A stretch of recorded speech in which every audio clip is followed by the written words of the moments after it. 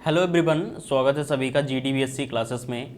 और आज हम लोग BSc फिफ्थ सेमेस्टर के अंतर्गत जो टॉपिक डिस्कस कर रहे थे पैरामीशियम का, उसी के आगे आज हम लोग इंटरनल स्ट्रक्चर की बात करेंगे और साथ ही साथ पैरामीशियम में कैसे ऑस्मो रेगुलेशन होता है, परासरण कैसे होता है, उसके बारे में हम लोग बात करेंगे। तो स्टार्ट करते हैं हम लोग लेक्चर को।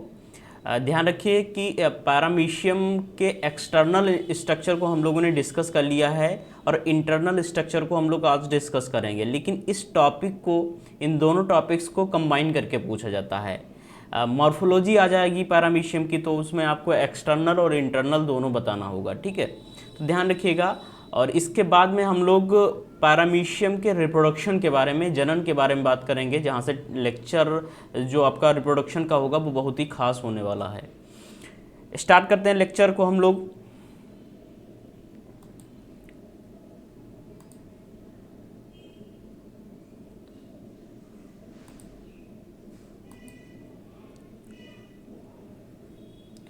आज हम लोग पैरामीशियम के इंटरनल स्ट्रक्चर के बारे में बात करेंगे कि आंतरिक संरचना कैसी होती है पैरामीशियम की, कौन कौन से स्ट्रक्चर्स पाए जाते हैं और उनका फंक्शन क्या होता है, कार्य क्या होता है।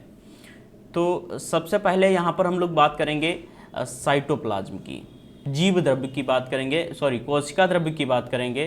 कोशिका द्रव्य कैसा होता है, कितने भागों में डिवाइड रहता है। तो लिखा हुआ है पैरामीशियम की यूनिसेलुलर बॉडी की इंटरनल स्ट्रक्चर साइटोप्लाज्म के रूप में होती है।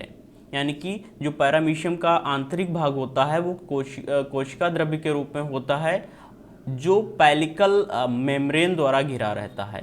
यानी कि इसका मान लीजिए ये कोई सेल है, इसका सेल का जो इंटरनल पार्ट है वो किसके रूप में है, कोशिका द्रव्य के रूप में है, और ये चारों ओर से एक मेम्ब्रेन के द्वारा, एक पतली सी भित्ति के द्वारा घिरा हुआ है, जिसको हम लोग कह देंगे पैलिकल, ठीक है। आगे देखिए बताया गया है पैरामीशियम का कोशिका द्रव्य 2 पार्ट्स में डिफ्रेंशिएट रहता है।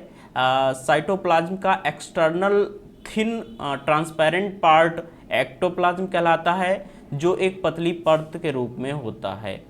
ध्यान रखिए कि और जो भीतरी भाग होता है, देखिए यहाँ पर लिखा हुआ है कोशिका द्रव्य का भीतरी भाग एंडोप्लाज्म कहलाता है।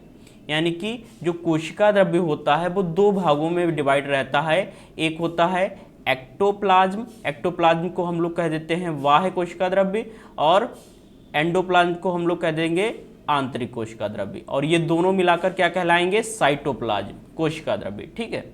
तो ये देखिए, ये जो आपको बिल्कुल, ये जो मेम्ब्रेन आपको पतली सी मेम्ब्रेन दिखाई देती है, इसको हम लोग कह देते हैं पैलिकल।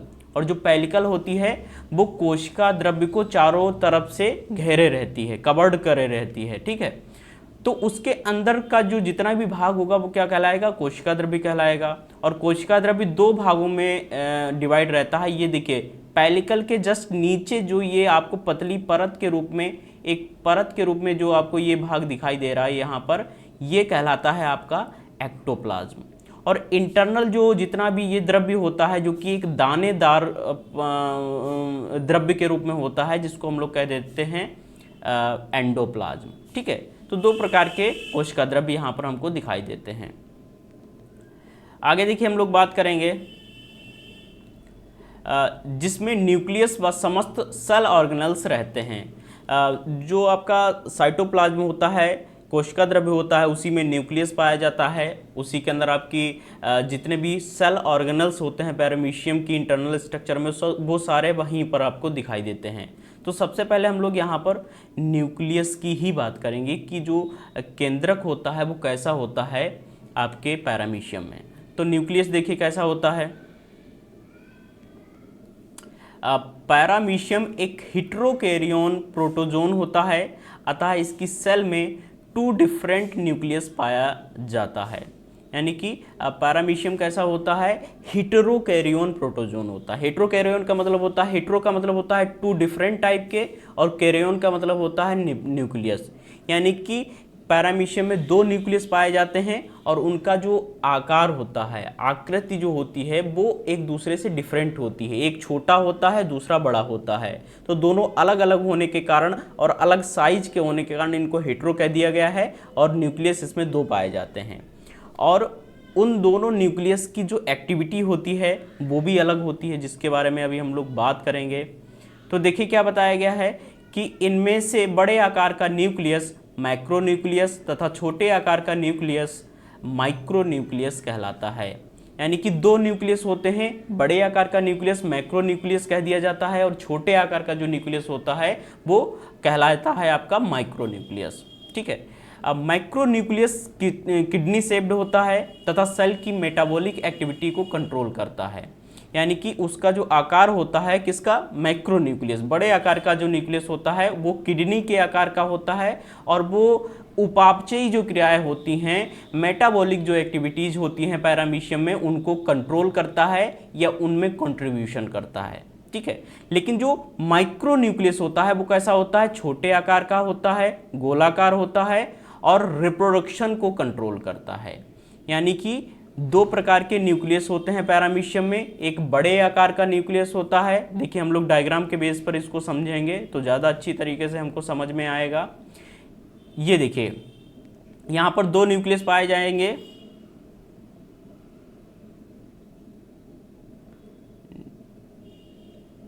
एक हो गया आपका मैक्रोन्यूक्लियस, दूसरा हो गया माइक्रोन्यूक्लियस। जो मैक्रोन्यूक्लियस है आपका, ये वाला जो न्यूक्लियस होता है ये कैसा होता है, बड़े साइज का होता है और ये जो है मेटाबॉलिक एक्टिविटीज़ को करता है। यानी कि जो डाइजेशन से रिलेटेड या उपापचय क्रियाएं जो होती हैं उनको कंट्रोल करता है। और ये जो छोटे आकार का जो न्यूक्लियस होता है वो क्या करता है, रिप्रोडक्शन में भाग लेता है। तो दो प्रकार के न्यूक्लियस होते हैं और ये किसको रिप्रेजेंट करते हैं, हेटेरोकैरियोन, डिफरेंट टाइप के, दो डिफरेंट टाइप के न्यूक्लियस यहाँ पर पाए जा रहे हैं। आगे देखिए, आगे हम लोग बात करेंगे यहाँ पर कॉन्ट्रैक्टाइल वैक्यूल्स की। कॉन्ट्रैक्टाइल वैक्यूल्स क्या होती हैं, आपको पता है कि संकुचनशील रिक्तिकाएँ। संकुचनशील रिक्तिकाएँ जो आपके पैरामीशियम में पाई जाती हैं वो बहुत ही खास होती हैं।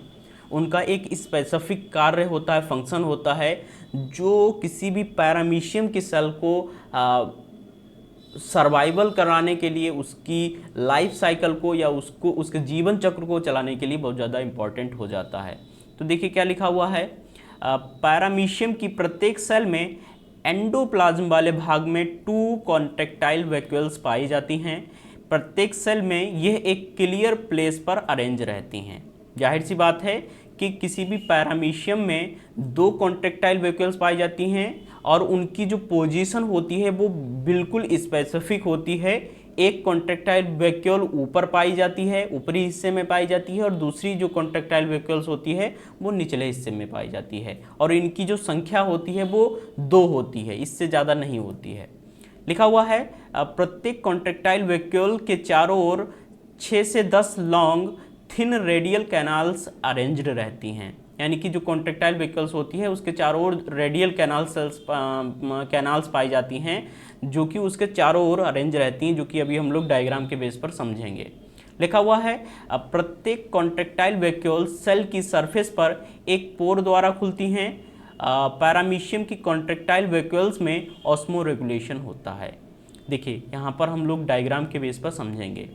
देखिए यहाँ पर 2 कॉन्ट्रैक्टाइल वैक्यूल्स पाई जा रही हैं, एक ये है आपकी और दूसरी ये है। इनकी संख्या कितनी होती है पैरामीशियम में, 2 संख्याएं होती हैं। एक होती है एंटीरियर कॉन्ट्रैक्टाइल वैक्यूल और दूसरी होती है पोस्टीरियर कॉन्ट्रैक्टाइल वैक्यूल। ठीक है।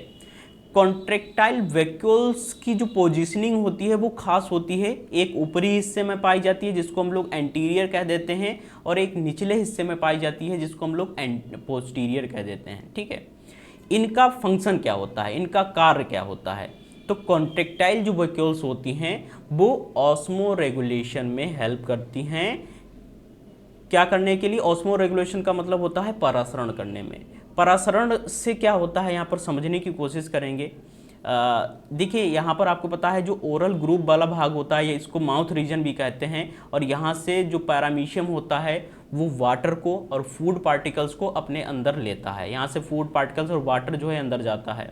तो यहाँ पर कभी कभी क्या होता है कि वाटर की परसेंटेज बहुत ज़्यादा हो जाती है, और आपको पता है ये जो संरचनाएं आपको दिखाई दे रही हैं इनको कहते हैं रेडियल कैनाल्स।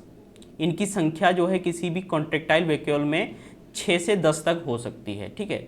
तो ये जब किसी भी पैरामीशियम में जब वाटर की परसेंटेज अधिक हो जाती है तो ये जो रेडियल कैनाल्स होती हैं वो वाटर को क्या करती हैं, एब्जॉर्ब कर लेती हैं, अवशोषित कर लेती हैं। और उस टाइम पर क्या होता है कि जो कॉन्ट्रैक्टाइल वैक्यूल होती है वो अपने मैक्सिमम साइज तक फैल जाती है, उसका साइज बढ़ जाता है और धीरे धीरे उसमें वाटर भरता रहता है। और जो पैरामीशियम की जो सरफेस पेलिकल वाला भाग होता है, तो कॉन्ट्रैक्टाइल की जो रेडियल कैनाल सेल्स होती हैं, इसकी जो सरफेस होती है वो इसकी पैरामीशियम की पेलिकल की सरफेस पर आकर एक छिद्र के रूप में खुलती है, जिसके द्वारा क्या होता है, जब ये सिकुड़ती हैं तो उनके अंदर जो पानी भरा होता है वो बाहर निकल जाता है। तो ये क्या करती हैं, किसी भी पैरामीशियम को फटने से, जाहिर सी बात है किसी के अंदर अगर ज़्यादा पानी हो जाएगा किसी भी ऑर्गेनिज्म के अंदर तो वो फट जाएगा या फिर उसमें कुछ गलत एक्टिविटी हो जाएगी, तो उसमें क्या करता है ये कॉन्ट्रैक्टाइल वैक्यूल वाटर का मैनेजमेंट करता है, अधिक वाटर को बॉडी के बाहर निकाल देता है। आगे देखिए हम लोग बात करेंगे फूड वैक्यूल्स की। ये देखिए ये खास प्रकार की स्ट्रक्चर होती है और ध्यान रखिए जो कॉन्ट्रैक्टाइल वैक्यूल्स होती हैं वो अपने नेचर में कैसी होती हैं, अपने नेचर में संकुचनशील होती हैं, अपने आप को सिकोड़ने की उनके अंदर क्षमताएं होती हैं। लेकिन जो फूड वैक्यूल्स यहाँ पर जो पाई जाती हैं उनके अंदर अपने आप को कॉन्ट्रैक्ट करने की कैपेसिटी नहीं पाई जाती है। इस कारण इनको कह दिया जाता है अनकॉन्ट्रैक्टाइल वैक्यूल्स, यानी कि ये सिकुड़ती नहीं है। इनका कार्य क्या होता है ये भी आपको यहाँ पर इनके नाम से ही पता चल रहा है कि फूड वैक्यूल्स, फूड ऐसी कोई रिक्तिकाएं होंगी जिनके अंदर फूड पाया जाएगा या फूड से रिलेटेड कोई एक्टिविटी होगी। तो यहाँ पर बात कर लेते हैं, लिखा हुआ है पैरामीशियम की प्रत्येक सेल में अनेक फूड वैक्यूल्स पाई जाती हैं। यह डिफरेंट शेप एंड साइज वाली होती हैं, अधिकांशतः यह गोलाकार होती हैं। फूड वैक्यूल्स के भीतर फूड का डाइजेशन होता है। ठीक है, ध्यान रखिएगा, फूड वैक्यूल्स के अंदर क्या होता है, फूड का डाइजेशन होता है। लिखा हुआ है पैरामीशियम की इंटरनल स्ट्रक्चर में इन स्ट्रक्चर्स के अतिरिक्त ट्राइकोसाइट्स इत्यादि स्ट्रक्चर्स भी पाई जाती हैं। देखिए ध्यान रखिए, पहले फूड वैक्यूल्स की हम लोग बात करेंगे। फूड वैक्यूल्स क्या होती हैं, इनको हम लोग हिंदी में कहते हैं खाद्य रिक्तिकाएं।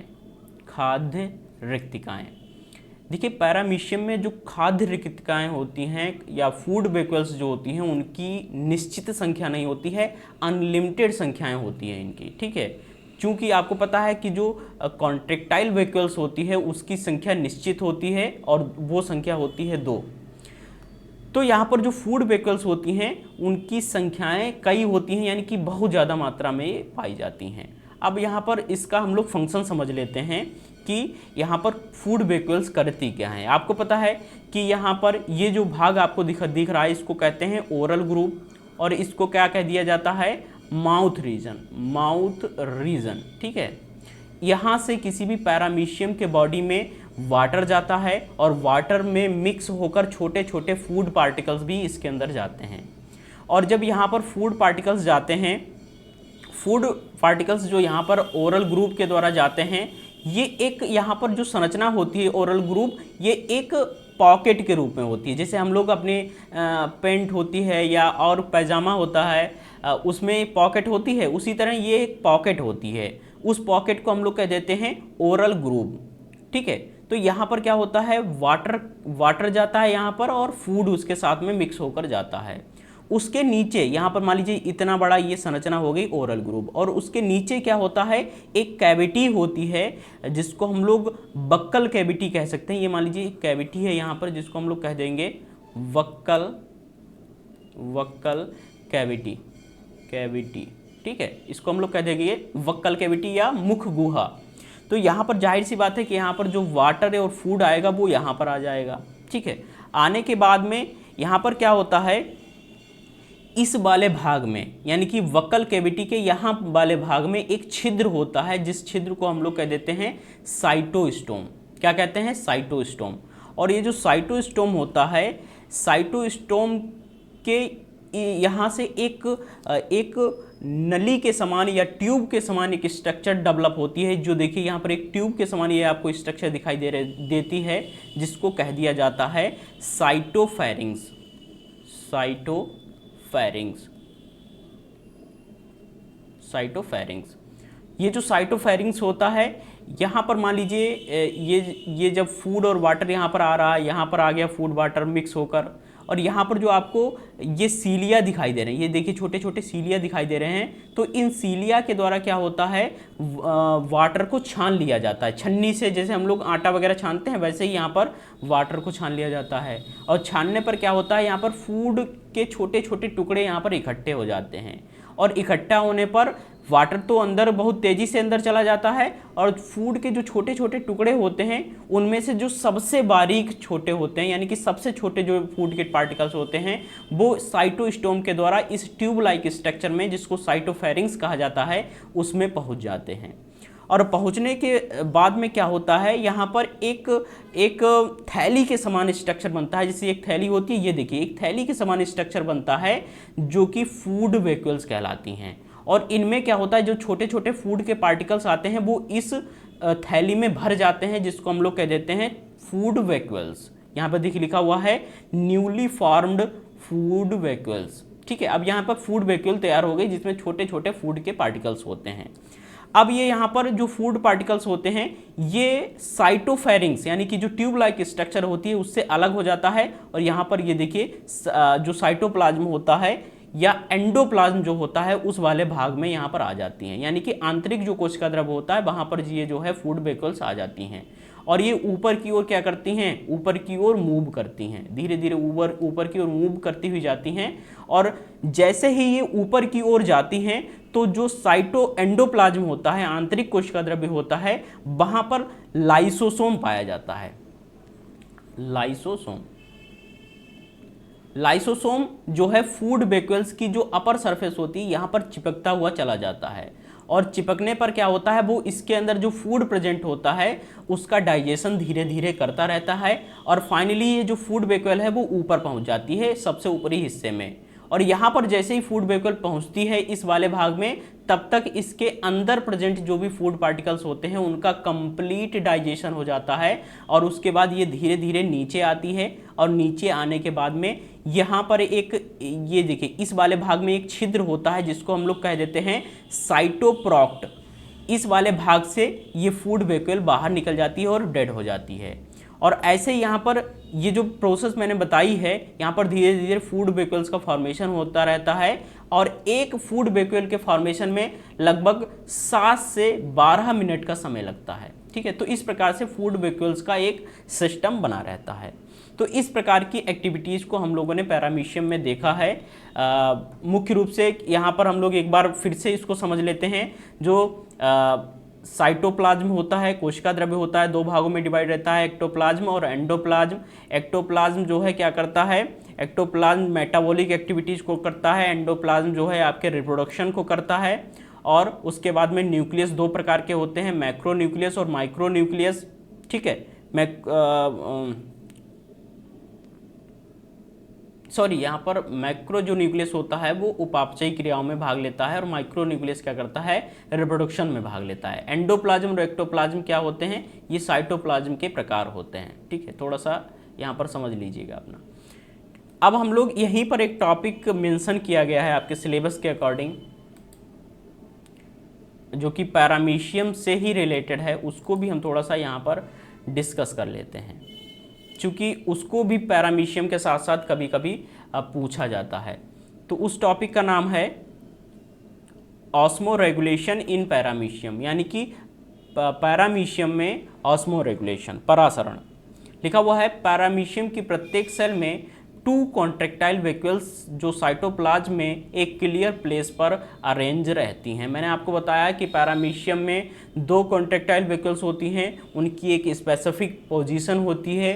एक कॉन्ट्रैक्टाइल वैक्यूल ऊपर की ओर होती है, दूसरी नीचे की ओर होती है, और वहाँ पर जो कॉन्ट्रैक्टाइल वैक्यूल्स होती हैं, लिखा हुआ है प्रत्येक कॉन्ट्रैक्टाइल वैक्यूल के चारों ओर 6 से 10 रेडियल कैनाल्स अरेंज रहती हैं, जो कॉन्ट्रैक्शन में हेल्प करती हैं। यानी कि ये मान लीजिए कोई कॉन्ट्रैक्टाइल वैक्यूल है और इसके चारों ओर क्या होती हैं, इस तरीके से रेडियल कैनाल्स अरेंज होती हैं, जिनकी संख्या 6 से 10 तक हो सकती है, और ये क्या करती हैं, कॉन्ट्रैक्शन में हेल्प करती हैं, सिकुड़ने में हेल्प करती हैं किसी भी कॉन्ट्रैक्टाइल वैक्यूल को। लिखा हुआ है प्रत्येक कॉन्ट्रैक्टाइल वैक्यूल सेल्स की सरफेस पर माइक्रोपोर द्वारा खुलती हैं। यानी कि जो पैरामीशियम होता है, पैरामीशियम की जो बाह्य सरफेस होती है यानी कि जो पेलिकल होती है, जो कि साइटोप्लाज्म को चारों ओर से घेरे रहती है, उसकी सरफेस पर कॉन्ट्रैक्टाइल वैक्यूल एक छिद्र के रूप में खुलती है। ठीक है, एक पोर के रूप में खुलती है। लिखा हुआ है कॉन्ट्रैक्टाइल वैक्यूल का मेन फंक्शन ऑस्मो रेगुलेशन को कंट्रोल करना होता है, अतः यह सेल के भीतर वाटर के लेवल को कंट्रोल करती है। मैंने आपको बताया कि जो साइटोप्लाज्म का या जो पैरामीशियम का ओरल ग्रुप वाला जो माउथ रीजन वाला पार्ट होता है, वहाँ से वाटर आता है, फूड पार्टिकल्स आते हैं, और जब किसी भी पैरामीशियम के अंदर वाटर की परसेंटेज ज़्यादा हो जाती है, वाटर अधिक मात्रा में हो जाता है, तो पैरामीशियम की सेल फट ना जाए, उसको नुकसान ना हो जाए, उसके प्रोटेक्शन को ध्यान में रखते हुए यहाँ पर जो कॉन्ट्रैक्टाइल वैक्यूल होती है उसका फंक्शन बहुत इंपॉर्टेंट हो जाता है। तो कॉन्ट्रैक्टाइल वैक्यूल जो अधिक वाटर होता है पैरामीशियम के अंदर उसको अवशोषित कर लेती है, और वो जो है वो अधिक जो वाटर होता है वो उस वाटर को पैरामीशियम की सरफेस के द्वारा बाहर निकाल देती है। ठीक है, यानी कि ओस्मो रेगुलेशन में हेल्प करती है, मैनेजमेंट ऑफ वाटर में हेल्प करती है। लिखा हुआ है सेल में परमानेंट वाटर एब्जॉर्ब होने से इसमें वाटर की परसेंटेज अत्यधिक बढ़ जाती है। मैंने आपको बताया कि वाटर क्या होता है, धीरे धीरे बढ़ता चला जाता है, क्योंकि जाहिर सी बात है पैरामीशियम अपनी फूड की रिक्वायरमेंट्स को पूरा करने के लिए या वाटर की रिक्वायरमेंट्स को पूरा करने के लिए जब ओरल ग्रुप के द्वारा एक्टिविटी करता है तो वाटर जो है एक्सेस अमाउंट में अधिक मात्रा में अंदर चला जाता है।